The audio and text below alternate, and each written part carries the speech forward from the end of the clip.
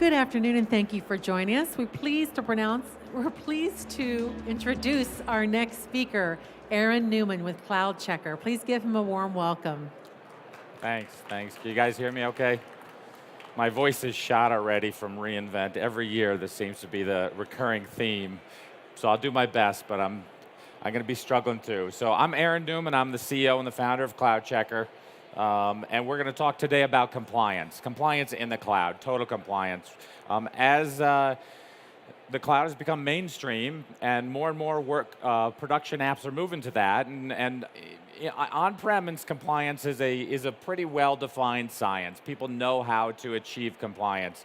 It's still fairly unusual for an application running in the cloud to meet compliance standards. If we're going to take it to the next step, if cloud is going to become accepted, we're going to have to learn how to achieve this compliance, how are we going to attain it. So that's what we're here to talk today about, is how do we get more apps totally compliant. So if you think about it, in the data center, it's a little different. The ideas of how am I going to do compliance are very similar, the ideas. However, the details and the technical complications are different. Think about, in the data center, you have a server and it's always there. So if you want to check if that server is compliant, you know how to find that server. It's going to be there. You could check it tomorrow. You could check it a month from now. In the cloud, a very different world, right? That server may not be there. First of all, you're going to be trying to achieve compliance on a server that's likely running on hardware with other applications that you may or may not know about. So how are you going to deal with that? How are you going to address that? A lot of the compliance standards continue to be behind the times and not properly address that. So you have to get your mind around, how am I going to address things like, I have virtual servers, they're on shared resources, and they may not be around long. They're ephemeral, they're elastic, they're auto-scaling. So how are you going to verify the compliance of a server today that might not exist in a week from now, or a server that existed a week ago, you don't have access to verify how is running, how is configured, what was around it. So you need to take into consideration the details of how am I going to manage something that's not going to exist very long. And that just gets more complicated as we have the idea of containers. Containers are becoming, again, more mainstream, and the lifetime of these servers is going to be minutes or hours. And in that world, you really need a plan for how am I going to verify if an auditor comes in and says, show me the logs from this server from 2 weeks ago. If it's a server that's been scaled out or gone, how are you going to deal with that? So we have to understand that and have a plan. So we're going to talk today about, first of all, the shared responsibility model, which is everyone's talking about it already, so I'm sure you've heard about that. And then best practices around how are we going to actually stay in compliance, and then automation of when something comes out of compliance, how do I get it back in compliance, and then tie it all together in kind of a total compliance package. So one of the things, I know these things can be very dry, so I'm going to make this a little bit more interesting. So last year was the first year I had missed reInvent, and it was because I got a chance to go to Antarctica. And so one of my personal heroes is a guy, Ernest Shackleton. Has anyone heard of Ernest Shackleton? You guys know him? Everybody kind of knows him. Just an awesome guy. He was one of the early Antarctic explorers, back when you had wooden boats and things like that. And go read his book. It's called The Endurance. It's a really neat story. But because I went there last year, we're back this year, so our marketing team was like, let's make it interesting, and we're going to actually incorporate Ernest Shackleton quotes throughout the presentation. So they're going to be really corny, and they're going to be kind of cheesy, but so the marketing people is up here. You can give him a hard time afterwards. Feel free to boo or moan at any point when one's really corny. So...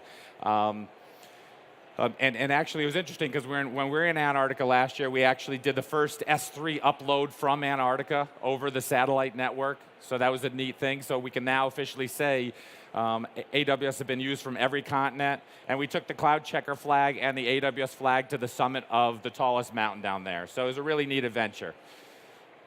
So first quote, optimism is a true moral courage. So of course, we're going to take that and talk about optimizing what you have running in the cloud. So that's what a lot of what CloudCheckr gives you, is the ability to cost optimize and then optimize your security and your compliance and how you can invoice and bill there. So these are the elements of cost management.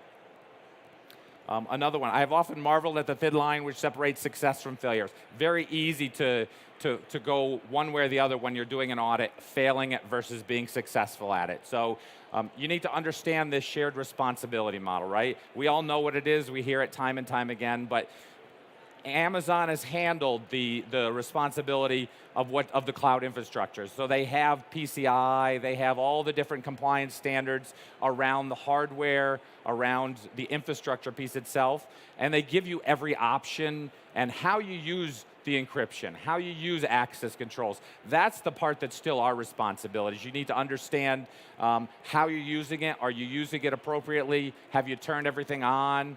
How are you configuring it? That's where our responsibility comes, and what are the processes and procedures around that? So we're responsible for security in the cloud. Amazon has provided us responsibility of what's of the cloud, the infrastructure underneath it.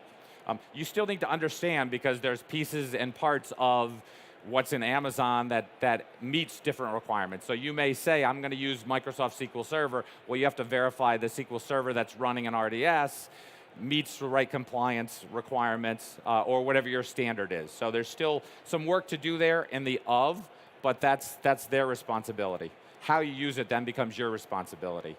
So difficulties are just things to overcome after all. So that leads into our best practices. So CloudCheckr gives you 550 best practice checks around how you're using the cloud. Are you doing it the right way? And those are across security, across cost, across availability and usage. As well, we pull in what's in Trusted Advisor to show you, are you doing things the optimal way? And this is things as simple as, have you turned on CloudTrail, right? Have you? How are you setting up? How are you setting up your access controls? Are you giving least privileges to accounts and roles? So. One of the things you see a lot here about is S3 buckets. S3 buckets are interesting because they're kind of like network shares or network file shares, where you can put things on there. Some of it should be public, some of it shouldn't be, but you can very easily put public data that shouldn't be public into a public drive and end up becoming a security breach and falling out of compliance. So you need to understand, what do I have there? And it becomes complex because if you're in an environment, you're a security guy or compliance guy, you have hundreds of accounts. How do you know which of those accounts? Are you checking all those accounts on a daily basis for security misconfigurations, somebody exposing data they shouldn't be? And that's where CloudCheckr helps provide those best practices, give you really visibility across to all those accounts to see where have you exposed things. And it's not just setting it to public, but it's also things more complicated, like who has permissions to edit those, who has have you set up logging on it? So there's a lot of different, and you can see all the best practice checks there. There's literally dozens of them around there to help you stay in compliance. You must set new goals as soon as the previous one fails. Of course, that falls into self-healing. So once you've determined these best practices, you then want to actually say, I want to set it so if they ever fall out of compliance, they get turned back on. So CloudCheckr will give you that ability to do self-healing, automate it, and whether that's across, I can do fix now by clicking a button that says fix it now, or I could just turn it on and say anytime it falls out of compliance, I need it to automatically be switched back on. So we have that self-healing capability across our 550 best practice checks.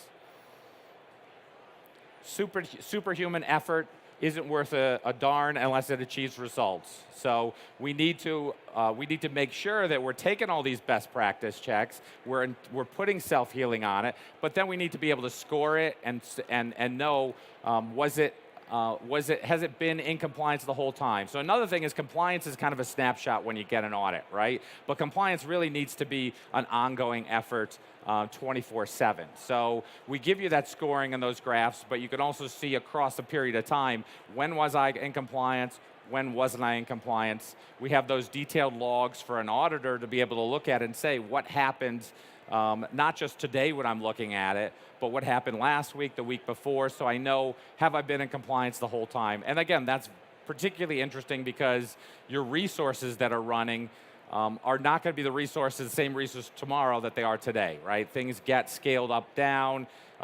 They're meant to be ephemeral. So we have those scoring and graphs across 35 different standards, everything from CIS to HIPAA, PCI, SOC 2, NIST. So we pull it all back together in a package so that you can know what are the things I should be checking, am I in compliance, and then how does that map into the security checklist themselves. And so you kind of see here, these are some of the best practice checks mapped into controls within the compliance standard. So you could say control XYZ, am I following that or not? That maps to these best practice checks, and bam, whether I'm in compliance with those or not. How long have I been? Alert me when I'm not in compliance anymore, so I don't have to audit every quarter. I just know I'm going to get an alert that tells me I just fell out of compliance.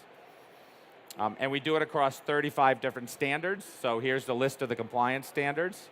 And we're building on these all the time. So, and of course, here's his probably most well-known phrase, by endurance we conquer, which I actually have in Latin on my forearm because it's kind of I think a good lesson in life is everything is about enduring and getting through it.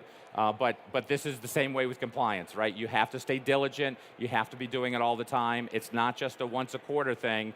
It's making sure over the whole quarter or over the whole year you're maintaining those. You don't want to just be compliant on the day the auditor is there and then go back to falling out. Just not the right way to do it. So we are going to take some questions. Oh, we have some T-shirts to give away. So how many T-shirts, Adam? We have 5 T-shirts. So how many people have been to all 7 of the reInvents? 6 of them? Anybody been to 6 of them? 5? Has anybody been to 5? What have you guys been doing? You probably at VMware World or something like that, right? 4 of them? We got some 4s.